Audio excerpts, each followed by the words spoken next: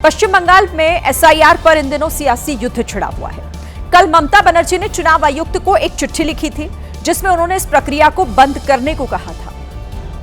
और अब बीजेपी नेता शुभेंदु अधिकारी ने मुख्य चुनाव आयुक्त ज्ञानेश कुमार को चिट्ठी लिखी है। शुभेंदु ने आरोप लगाया कि टीएमसी सरकार निर्वाचन आयोग को कमजोर और अवैध वोट बैंक को बचाने की कोशिश कर रही है। ममता बनर्जी जी, कान खोल के सुन लीजिए। देश संविधान से चलता है और अगर देश के निर्वाचन आयोग ने फैसला लिया है कि एसआईआर होगा 12 प्रदेशों में, तो वो होकर रहेगा। उधर टीएमसी का कहना है कि बीएलओ मानसिक दबाव से गुजर रहे हैं, इसलिए ममता बनर्जी ने चिट्ठी लिखी थी। इस स्थिति में जहां जनता की परेशानियां इतनी बढ़ रही हैं, जहां बीएलओस के ऊपर इतने दबाव है, इस स्थिति में एसआईआर एक्सरसाइज को तुरंत स्थगित करना चाहिए।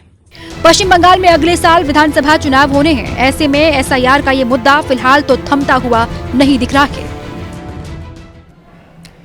गुजरात के खेड़ा में बीएलओ के तौर पर काम कर रहे एक शिक्षक की हार्ट अटैक से मौत हो गई। परिवार का आरोप है कि वोटर लिस्ट के काम के दबाव की वजह से उनकी मृत्यु हुई है। रमेश भाई परमार एक प्राथमिक स्कूल में टीचर थे और पिछले 25 सालों से सेवाएं दे रहे थे। इन दिनों राज्य में एसआईआर का काम तेजी से चल रहा है और इसी काम में उनकी ड्यूटी लगी हुई थी। परिवार के मुताबिक रमेश भाई बीएलओ के काम के कारण काफी तनाव में थे और अक्सर देर रात तक काम करते थे।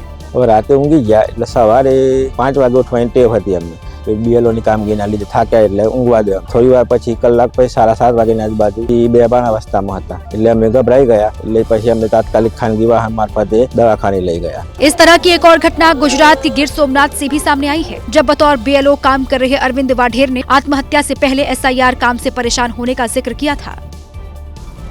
केरल में हो रहे एसआईआर का मुद्दा अब सुप्रीम कोर्ट पहुंच गया है। सरकार ने स्थानीय निकाय चुनावों के खत्म होने तक एसआईआर को स्थगित करने की याचिका सुप्रीम कोर्ट में दाखिल की है, जिस पर सुप्रीम कोर्ट ने चुनाव आयोग को नोटिस जारी कर जवाब मांगा। मामले की अगली सुनवाई 26 नवंबर को होनी है।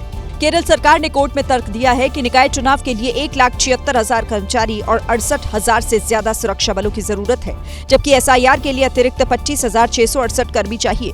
इससे प्रशासनिक मशीनरी पर भारी दबाव पड़ेगा और सामान्य शासन व्यवस्था ठप हो जाएगी। याचिका में निर्वाचन आयोग से अपील की गई कि चुनाव प्रक्रिया पूरी होने तक एसआईआर को स्थगित किया जाए। राज्य में होने वाले कुल 23,612 वार्ड के लिए चुनाव 2 चरणों में 9 और 11 दिसंबर को होने हैं, जबकि वोटों की गिनती 13 दिसंबर को होगी।